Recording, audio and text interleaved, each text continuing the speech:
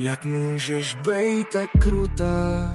Co pak nemáš kouskat si tu v těle? Volat na mě fízly kvůli jedný nevinný face. Tu flašku jsem koupil kvůli tobě a dal jsem za ní celý tvůj plat.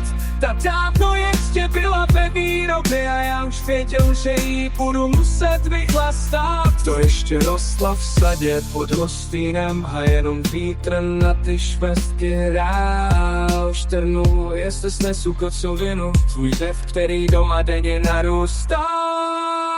Flaškou teď stojí před tvým domem, nejsou ti aspoň k tomu sklu.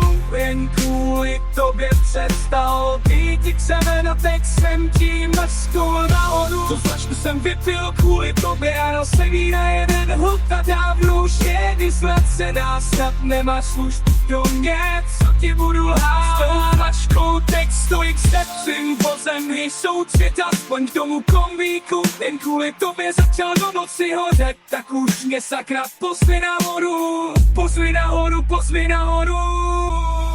Jak můžeš bejt tak tupá, co pak nemáš kouska citu v těle? Poštvat na mě fízly za to, že jsem chtěl za tebou domů a teď sedím v celé. Ten výslech, co jsi tu měla a řeči, co si vedla, jak můžeš takhle lhát? Prej pro jednu flasku vyflasuju flaster, chvástá se všude tvůj advokát.